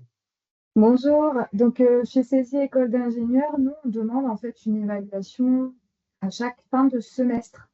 D'accord. Ça permet effectivement déjà de coacher aussi l'apprenti sur les contrats d'apprentissage et le maître d'apprentissage et de vérifier en fait que, bien sûr, toutes les compétences, alors ils ne peuvent pas être évalués sur toutes les compétences, hein, c'était le sujet du précédent débat. On a les mêmes pratiques qu'à Polytech, que Delphine, mais, deux fois par an, c'est pas mal parce que ça permet en fait de planifier un petit plan d'action personnalisé par apprenti, de le challenger là, sur ses faiblesses, ou en tout cas ses axes d'amélioration, et à lui nous dire comment il va maintenir ses points forts également. Et c'est un échange hyper constructif avec le référent, c'est-à-dire mon enseignant responsable pédagogique, et le maître d'apprentissage. Et ça D'accord. crée une bonne complicité, une bonne synergie dans nos échanges et l'apprenti se sent réellement soutenu. Et lorsqu'il est vraiment en difficulté sur une compétence clé, l'apprenti a automatiquement le réflexe d'en parler avec son référent. Alors pour la Super. majorité, je dirais des apprentis, hein, ils ne sont pas tous parfaits, on le sait bien. Ah, ouais. Alors, au saisie, ils sont Voilà très la très bons, pratique comme de à saisie. Polytech. Voilà. Voilà. Ok, super, Maïté. Quels sont les retours que tu as? Comment les acteurs, hein, donc c'est-à-dire à la fois ton enseignant référent, un peu ce qu'on appelle nos tuteurs, hein, Mhm. le maître d'apprentissage et le jeune vivent ces évaluations. C'est-à-dire que nous, parfois, la crainte, hein, c'est que on me demande encore de faire des évaluations, de porter des jugements, etc. Et ça peut être quelque chose qui, Bah, en fait, c'est derrière- très. De toute façon, dès le démarrage, enfin, avant de signer le contrat d'apprentissage, on explique au service RH et au maître d'apprentissage et à l'apprenti, tout le monde est oui, convié à la réunion. On explique que c'est obligatoire. Ça fait partie, en tout cas, du suivi. Et que dans tous les cas, le maître d'apprentissage peut nous contacter en cas de difficulté sur cette partie-là. Donc, c'est- honnêtement, c'est très bien pris. oui. J'ai rarement eu des retours d'entreprises ou de maîtres d'apprentissage qui freinaient des cas de fer. Bien au contraire, ça permet de créer un rituel important entre le maître d'apprentissage et l'apprenti pour permettre effectivement que le jeune ou la jeune en question monte en compétence sereinement. D'accord, ok. Donc tu as dit le mot magique, tu les as informés en amont. Et ça, je pense Ah que oui, c'est oui, oui. très, très important, C'est effectivement. avant même la signature du contrat d'apprentissage, on fait ce qu'on appelle une réunion de validation de la mission, ou en tout cas de renégociation de la mission si on estime que les missions qui sont proposées ne sont pas à la hauteur, en tout cas, de notre cahier des charges et aux contraintes CTI. Oui, tout à fait. Et ça, c'est vraiment quelque chose sur lequel on a, nous aussi, beaucoup de retours des maîtres d'apprentissage sur le fait de dire, bah, parfois, effectivement, ils n'ont pas forcément l'information de la part de l'école ou du tuteur, ou ils le découvrent très tardivement, sur bah, qu'est-ce qu'on va attendre de moi. Et ça, c'est vrai que c'est quelque chose qui est très bien ce que vous faites au niveau du saisie en disant, bah, nous, en amont, on va déjà bien expliquer qu'est-ce qu'on attend des personnes, quelle va être leur implication, les temporalités d'évaluation. S'ils ont un problème, il y a quand même, on ne les laisse pas dans l'incertitude, il y a un service après-vente qui vient les Oui, accompagner. oui, Et oui, ça, tout à c'est fait. très, très important, effectivement. D'accord. Alors, Donc, ce qui fait je que vais, oui, Oui, vas-y. Vas-y, pardon, je t'arrête. je vais ajouter un élément qui peut aider aussi tous les acteurs du réseau FormaSup. Peut-être que c'est déjà fait dans certaines écoles et peut-être que ce n'est pas le cas. Donc, nous, chaque année, avant le démarrage de la rentrée, on réalise une réunion avec les maîtres d'apprentissage. Alors, elle se fait de la modalité que vous le souhaitez. Elle peut se faire de manière distancielle ou présentielle. Nous, on le fait en format hybride parce qu'on veut garder ce lien, cette relation humaine forte avec nos maîtres d'apprentissage. Mais on peut comprendre aussi que selon les disponibilités de chacun et selon la zone géographique, ce n'est pas forcément simple. Et donc, on rappelle les enjeux de l'année en question avec les compétences qui seront évaluées en formation et ceux sur lesquels nous avons une attente sur l'année en question en fonction de l'évolution de l'apprenti. Plus D'accord. un rendez-vous tuteur minimum en présentiel en entreprise une fois par an. OK. Ou Sachant plus à qu'encore la aujourd'hui, demande de l'entreprise en fonction de la difficulté de l'apprenti, bien sûr. Il y a ce côté comme tu l'as dit, Sébastien, service après-vente, on a des apprentis qui peuvent rencontrer des difficultés très fortes et si nécessaire, euh, on réalise un rendez-vous tuteur pareil, soit en Teams, soit en présentiel. C'est vraiment en fonction du besoin de l'entreprise. On s'adapte au mieux que possible en fonction aussi de nos contraintes internes. Ça, c'est la D'accord. politique de saisie. Donc, si ça peut donner quelques idées aux collègues ici connectés, voilà les pratiques qui nous permettent d'éviter justement des ruptures de contrat d'apprentissage dans tous les sens. Oui, tout à fait, effectivement. Mm. Alors, je suis désolé, c'est parce qu'on est en train de bidouiller des choses sur les tests, hein, visiblement. Mais effectivement, c'est quelque chose qui est très important et sur lequel, eh ben, on va pouvoir bien poser les choses. Donc, bien expliquer le process, bien informer les acteurs, ça, c'est quelque chose qui est très, très important en amont et qui va permettre ensuite, eh bien, je dirais, de déjà poser les choses et déjà de sensibiliser tout le monde sur les enjeux et la manière de fonctionner. Et il y a également hein, ce que vous faites aussi en amont avec les responsables de formation, la validation des fameuses missions. C'est-à-dire qu'effectivement, déjà même avant le contrat, il y a bien cette démarche. On va se dire déjà, on a une mission qui rentre dans le cadre. Ensuite, la réunion, effectivement, avant le démarrage ou au cours du démarrage, qui fait qu'on va poser les choses et clairement clarifier le rôle. Les rencontres dans l'année, là où les rencontres dans l'année qui vont venir de venir, on corrige le tir. Et tout ça, ça nous emmène tranquillement jusqu'à la fin de l'année où on fera le bilan du second semestre, par exemple. Donc ça, c'est des choses intéressantes. Merci beaucoup, Maïté, pour ton témoignage. Najat, je vois que tu lèves la main. N'hésite pas à prendre la parole. Oui, à l'IUT de Lens, on a testé plusieurs formats. Il y a automatiquement cette information en amont lors de la réunion de maîtres d'apprentissage, mais aussi dans le livret à destination des maîtres d'apprentissage. Ils ont toutes nos règles d'évaluation, même de validation, de passage d'un semestre à un autre. Et on a retravaillé nos grilles d'évaluation avec le bachelor. Et donc, en nombre d'évaluations, on est revenu à une évaluation parce qu'on a testé 2 évaluations, une par semestre, et on a eu des retours négatifs de la part des entreprises qui estimaient qu'on les sollicitait beaucoup parce que ça coïncidait au fait avec et l'enquête de satisfaction réalisée par nos chargés de relations entreprises et la visite de tuteurs, et donc ça faisait beaucoup. Et donc, on a pris la décision d'établir une seule évaluation. On a retravaillé nos grilles d'évaluation pour que ça corresponde aux blocs de compétences. On résume les blocs de compétences sur la dernière page. Et donc, on demande aux responsables de formation, aux tuteurs, d'expliquer aussi le fonctionnement du bachelor aux maîtres d'apprentissage. En termes de notation prise en compte de la vie de l'entreprise, on a changé aussi avec l'arrivée du bachelor et maintenant, cette note intervient soit quasi à 100% pour l'évaluation d'une SAE, situation d'apprentissage et d'évaluation. Donc, par exemple, là, j'ai devant moi une SAE, par exemple, accompagner le développement de l'entreprise, où là, par contre, c'est un tiers, 2 tiers. Donc, D'accord. un tiers entreprise, 2 tiers une SAE réalisée par des professionnels. Il y a d'autres formations où c'est quasiment à 100% avec un petit travail de la part de nos collègues parce qu'on ne voulait pas laisser à 100% cette partie-là à l'arbitraire. Et en parlant de l'arbitraire, on a testé aussi de mettre des cases où l'entreprise met la note proposée et on a constaté, comme tu le disais au début, que parfois c'était l'école des fans. C'était contradictoire, c'est-à-dire étudiants excellent, excellent, excellent, excellent, 15. Excellent, moyen, moyen, moyen, excellent, 18. Oui. Donc voilà, on a vu des contradictions et du non-sens. Et donc, on a laissé la grille d'évaluation, on propose une sorte de fourchette et fréquemment, on calcule une moyenne pondérée.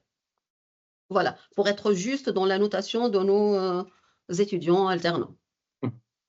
Voilà pour l'IUT de Lens. Bah, merci. Merci. L'IUT de Lens également qui a développé une ingénierie, hein, ça c'est très bien. Tu as fait le travail de traduction des intitulés de blocs de compétences parfois un peu compliqués pour les maîtres d'apprentissage, de traduire ça par une certaine réalité En fait, ils ont une liste résumée à la fin, mais c'est traduit aussi dans la grille d'évaluation qui consiste à effectuer une évaluation et sur les savoir-être et les savoir-faire. Et là-dedans, en fait, on précise que le maître d'apprentissage n'est pas obligé de remplir toutes les cases parce qu'en fonction des entreprises, en fonction des missions, les étudiants ne sont pas égaux face à cette partie-là de l'évaluation. Donc, je ne sais pas moi, par exemple, la partie critique ou apporter des solutions, on ne va pas demander ça pour une première année. Et donc, Effectivement. c'est là où on accompagne le maître d'apprentissage pour lui expliquer, c'est indiqué, mais on lui explique qu'il n'est pas obligé de tout remplir et qu'il faut s'adapter en fonction des formations et des missions sur place. Ouais. D'accord, très bien, ça marche. Vous voyez bien que la démarche pédagogique est très, très importante, hein, pour les employeurs. Alors, c'est vrai qu'il y a des maîtres d'apprentissage qui ont, ça fait 10 ans qu'ils prennent des apprentis, qui connaissent très bien la formation, le diplôme, donc pour eux, c'est évident. Il ne faut pas oublier que, et surtout avec ces dernières années, le fort développement de l'apprentissage, il y a beaucoup de nouveaux maîtres d'apprentissage, nouvelles entreprises qui prennent des apprentis qui n'ont pas toute cette culture de l'évaluation, des attentes, etc. Et donc, le travail pédagogique mené par le responsable de formation lors des réunions, mené par les tuteurs lors des rencontres, mené par le jeune aussi, hein, parfois qui veut effectivement peut réexpliquer les choses à sa manière, et ben, vise effectivement à faciliter et favoriser Ouais. une meilleure compréhension de mon rôle.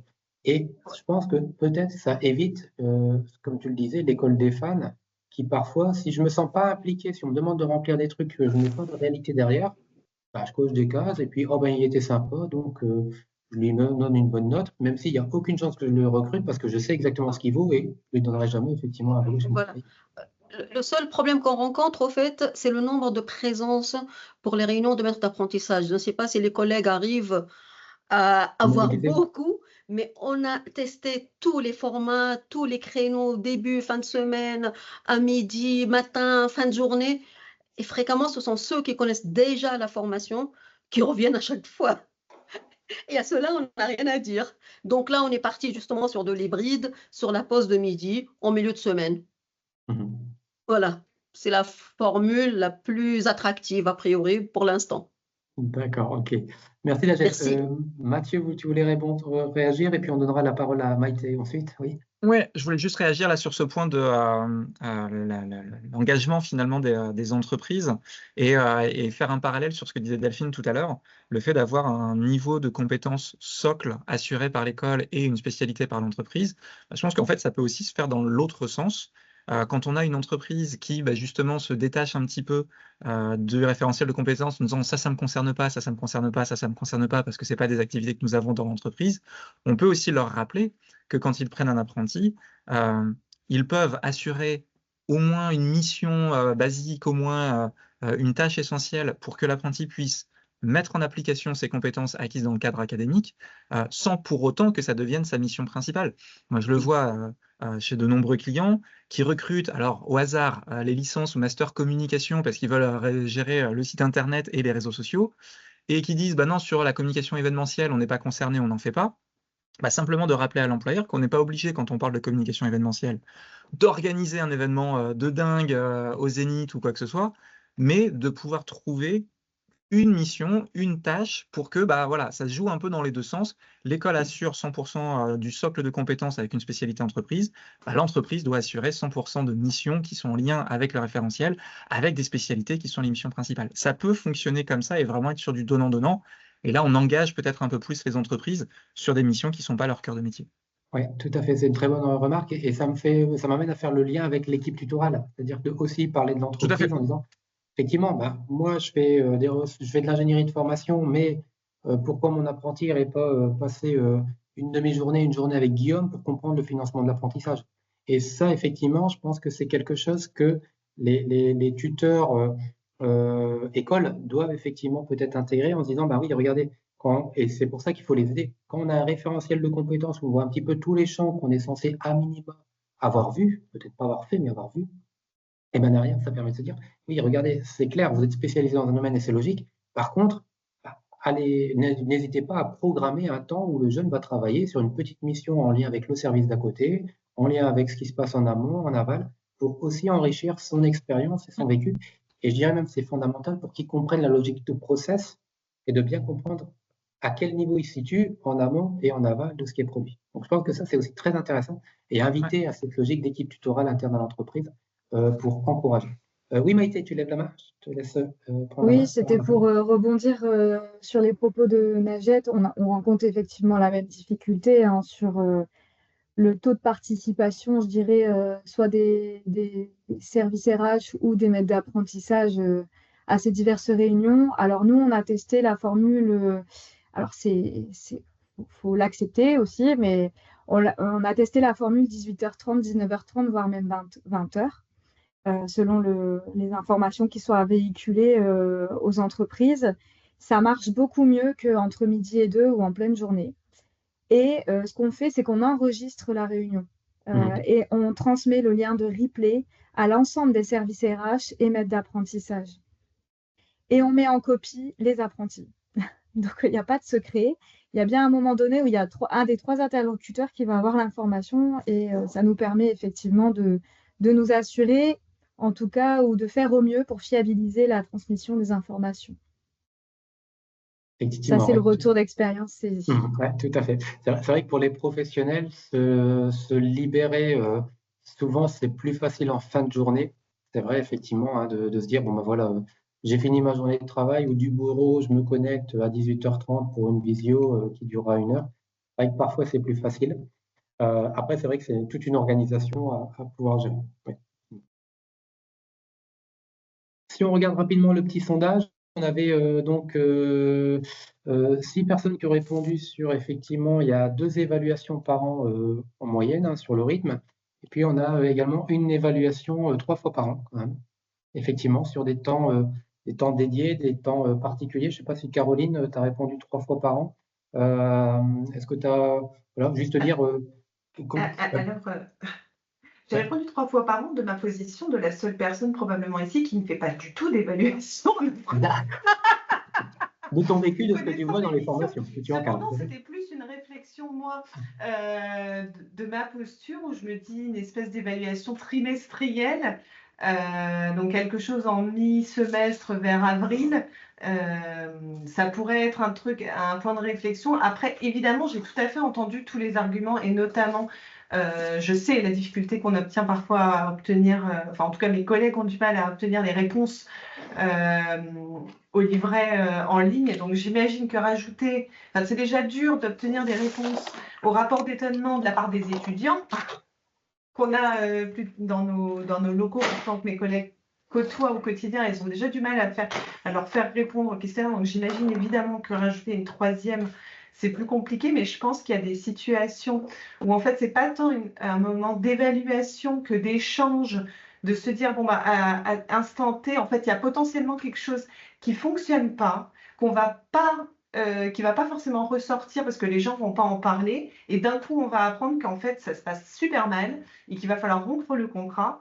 Et c'est plus qu'une évaluation, je pense à un échange de voir, ok, à cet instant, est-ce que tout va toujours bien dans vos relations, que ce soit humaines, professionnelles? Est-ce qu'il y a des choses qui peuvent être régulières avant que ce soit la cata et que de fait il faille rompre? Voilà.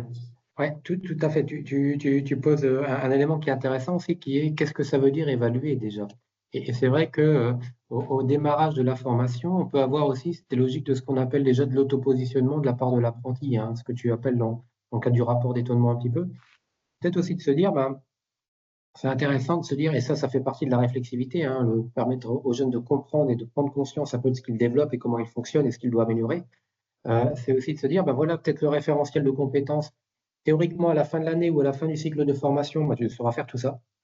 Par contre, bah, j'ai des apprentis qui viennent de différentes formations, qui ont différentes expériences professionnelles, qui ont fait des stages, des alternances dans différents milieux, et peut-être qu'effectivement, un autopositionnement, pas sous la logique j'évalue, je donne une note, mais d'amener le jeune à réfléchir sous la bienveillance du maître d'apprentissage et du tuteur, bah, c'est effectivement peut-être quelque chose à faire en démarrage, et je pense qu'il y a beaucoup d'écoles qui le font de manière intuitive. Et c'est tellement évident que bah, on ne se pose même plus la question, on ne le perçoit pas comme une évaluation. Parce qu'effectivement, l'évaluation, ce n'est pas forcément toujours quelqu'un d'extérieur qui va porter le jugement. Ça peut être moi-même qui m'auto-positionne avec des gens qui ne me connaissent peut-être pas encore. À mon maître d'apprentissage, je n'ai pas encore mesuré mes compétences, mais peut se dire aussi, tiens, qu'est-ce qui t'amène à dire ça? Qu'est-ce qui t'amène à justifier pour que tu as telle ou telle force ou telle carence aussi. Donc ça peut être intéressant d'avoir cette dimension, puis de se dire après, il y a les évaluations plus formelles, dans le sens où c'est lié à des validations de compétences ou des validations de notes. Et derrière, effectivement, ça renvoie à des temps spécifiques.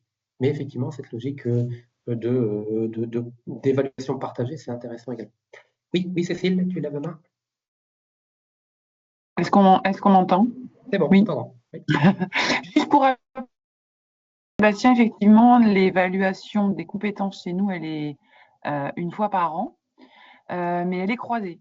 Et elle est visée pour être croisée. C'est-à-dire qu'il y a vraiment une partie de la démarche compétences, celle que j'anime, qui vise à développer la réflexivité et à armer, à faire entrer en fait nos apprentis dans cette démarche compétences. Dans le cadre de cette démarche, ils sont amenés à faire des auto-évaluations chaque année. Et le fait que cette évaluation soit croisée, c'est vrai que ça permet de les rendre aussi un peu plus acteurs pour aller chercher auprès de leur maître d'apprentissage la deuxième partie de l'évaluation, c'est-à-dire qu'eux, ils s'auto-positionnent en fonction de leurs activités, en fonction de leur progression. Et puis, on leur explique bien que recueillir une évaluation du maître d'apprentissage, c'est effectivement une bonne chose. C'est la première étape. L'idéal, évidemment, dans le processus, c'est bien qu'il y ait un échange entre le maître d'apprentissage et son apprenti sur les écarts qu'il peut éventuellement y avoir. Et c'est dans ce feedback qu'on a les meilleurs résultats, en fait, sur la compréhension de la démarche.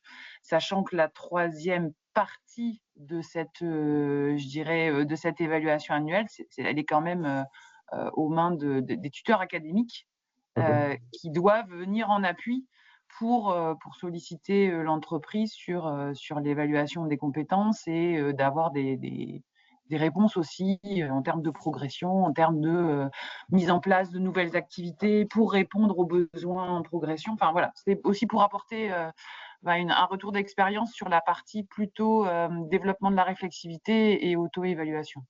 Oui, tout à fait. Et merci de ton témoignage qui, je pense, effectivement est intéressant de se dire l'évaluation prend différentes formes. Il y a quand même cette réflexion de se dire comment j'implique le jeune dans son parcours de formation aussi. C'est-à-dire que éviter la passivité en disant je vais suivre des cours, je vais faire ce qu'on me dit, etc. Sans l'amener à se projeter et à dire aussi oui, mais je deviens un professionnel, je deviens un ingénieur et je suis en train de me construire. Et derrière, ça donne beaucoup plus de sens et ça motive davantage les jeunes sur cette démarche-là, avec la dimension effectivement évaluation croisée qui va être très très importante pour avoir ces temps d'échange. Et ça, c'est effectivement encore une fois quelque chose qui est très important. Ce temps on partage, on échange. Qu'est-ce qui te permet de dire que tu es bon dans tel domaine? Qu'est-ce que tu as comme démonstration à nous faire pour nous expliquer? Ou au contraire, regarde, tu te sous-évalues, alors que quand on ramène ça à des situations professionnelles, tu as été capable de mener très bien ce projet, cette mission, cette tâche, cette activité, cette réunion, etc. Parce que effectivement, ça renvoie aussi à la confiance en soi des jeunes. Soit on aura des jeunes qui auront une immense confiance en eux, voilà, qui est parfois surévaluée, ou inversement, des jeunes qui n'auront pas confiance en eux. La confiance, ça part bien de ma juste évaluation de mon potentiel et de mes forces et de mes faiblesses. Et ça, on a beaucoup de jeunes qui ont beaucoup de mal à le mettre en place. Si je peux juste ajouter une chose, il faut quand même beaucoup les accompagner sur ces idées sur cette démarche d'évaluation, dans le sens où tu parlais tout à l'heure de parfois des blocs qui sont rédigés de manière extrêmement générale. Alors, on n'a pas cette difficulté-là avec nos fichiers RNCP. Par contre, on travaille aussi avec un référentiel qui est le référentiel de l'école. C'est très classique dans une école d'ingénieurs. On a le référentiel de compétences ingénieurs. On va dire qu'elles sont plutôt transverses. Mais pour éviter les arguments que moi j'entends, évidemment, puisque je suis dans ces séquences d'accompagnement, les arguments de dire oui, tout le monde peut faire du blabla sur les compétences, mon maître d'apprentissage, il dit apprendre à apprendre, traitement de l'information. Il faut vraiment les accompagner sur la contextualisation et la preuve par l'activité. Oui. Parce qu'on a ces réflexions-là de la part des professionnels, et c'est un peu logique, mais on peut l'avoir aussi de la part des jeunes qui, pour nous, nos jeunes à profil scientifique, ne trouvent pas ça suffisamment scientifique. Donc moi, je leur demande de contextualiser et d'amener des preuves de résultats qui montrent que la compétence, elle a gagné en maîtrise ou qu'elle s'est développée. Et je pense que si on n'a pas cet accompagnement-là, effectivement, ils me disent moi, je vais dire que là, ça y est, j'ai passé tel niveau dans la compétence gestion de projet. Je dis oui. À ce moment-là, moi, je peux dire compétente dans toutes les compétences d'ingénieur. À un moment, il y a un recruteur qui va vous demander quand même grâce à quoi vous êtes devenu compétent.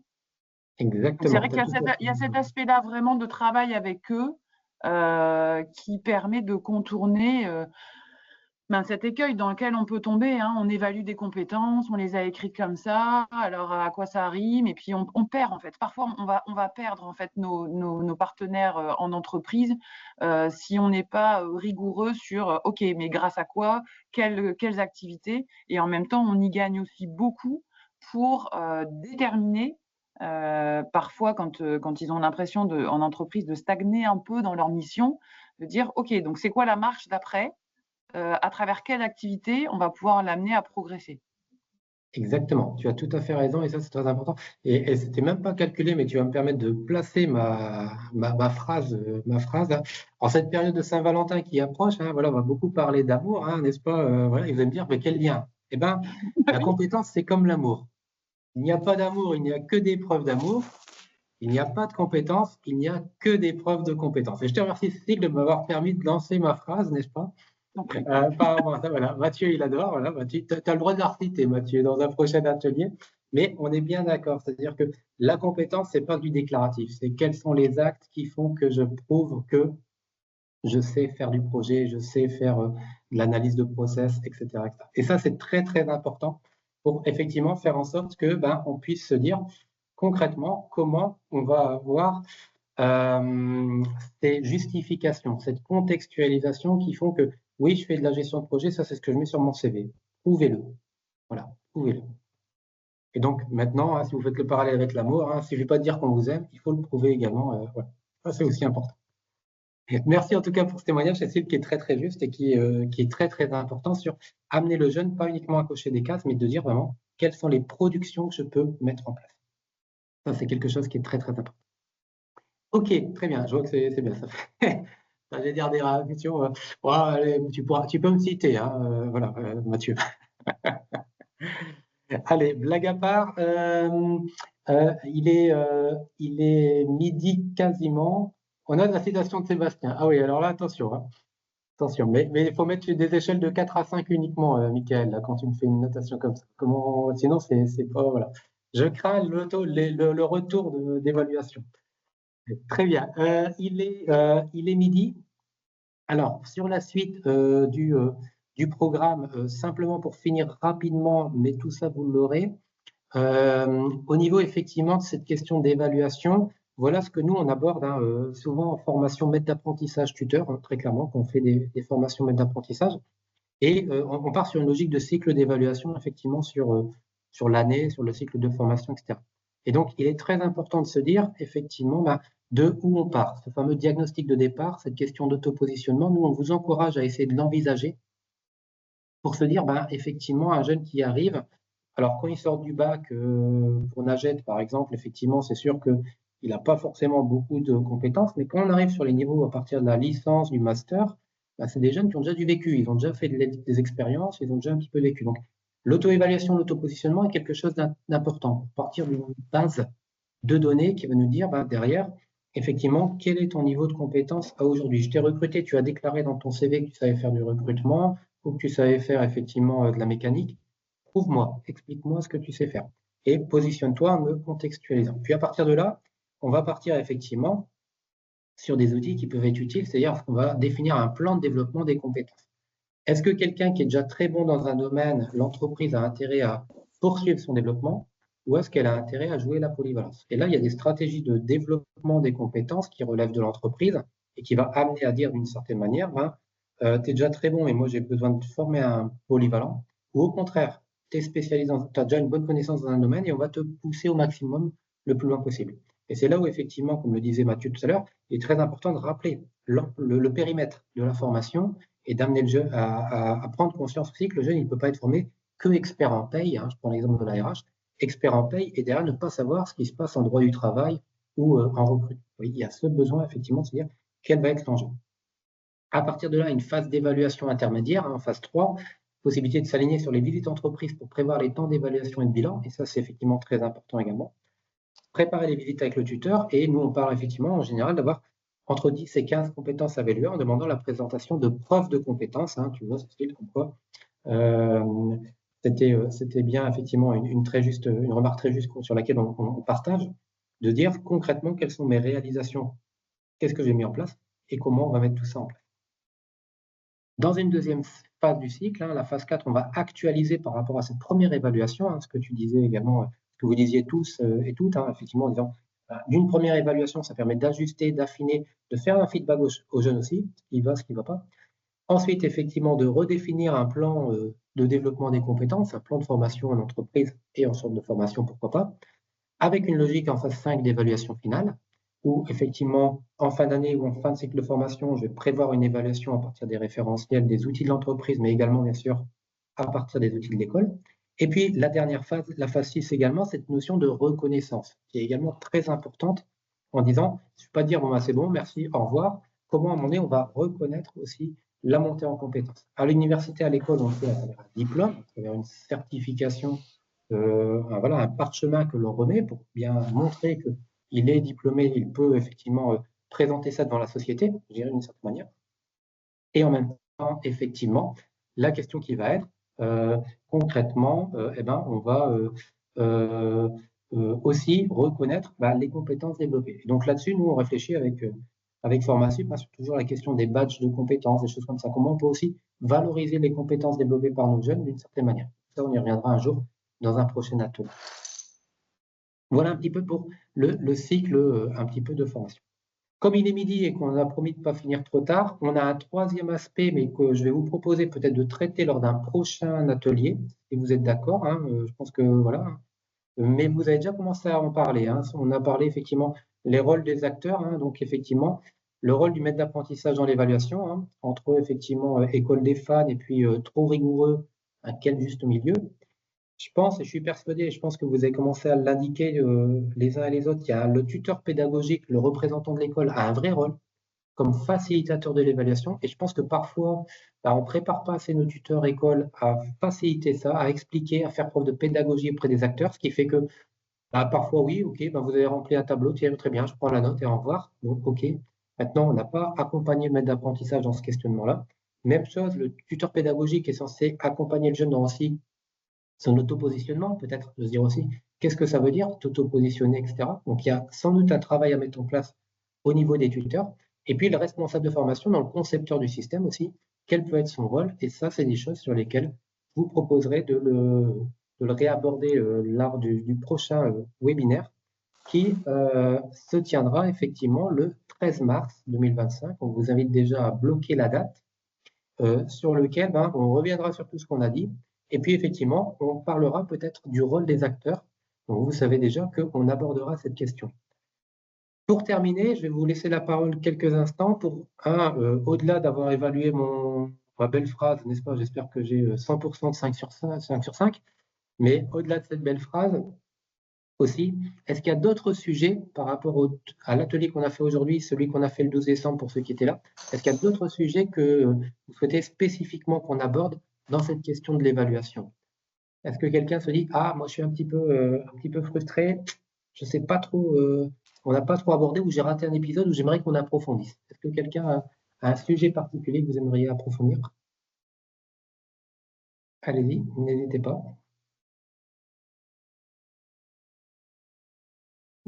Non, a priori pour l'instant ça va. Vous nous faites confiance? Donc c'est bon Mathieu, on est en tout cas sur l'évaluation des ateliers, on est bon. Très bien. Donc si effectivement, alors si vous avez des idées qui vous reviennent entre temps, n'hésitez pas. Si vous dites tiens, dans 15 jours j'ai une visite et puis je poserai la question et puis il y a une super idée qui revient, n'hésitez pas à m'envoyer un petit mail, m'envoyer un petit mail en disant voilà Sébastien, il y a telle idée qui est abordée, qui est remontée lors d'un jury, voilà, au sein de l'école, lors d'une rencontre avec les maîtres d'apprentissage, lors d'une question d'une entreprise, et ça vaudrait le coup de la clarifier. N'hésitez pas à me les envoyer d'ici le 13 mars, comme ça nous permet avec Mathieu de préparer, de se dire tiens, effectivement, il y a peut-être des questions très spécifiques. Ça peut être une question liée au droit, on avait abordé ça un petit peu au début dans l'atelier de la semaine dernière, un peu aujourd'hui, de se dire tiens, on se confronte à une problématique, on a parlé la semaine dernière de la diffusion des notes, cette question de voilà, donc il y a tout ça. Et puis après, effectivement, si c'est un sujet autre autour de l'évaluation, n'hésitez pas à nous le remonter pour qu'on puisse le faire.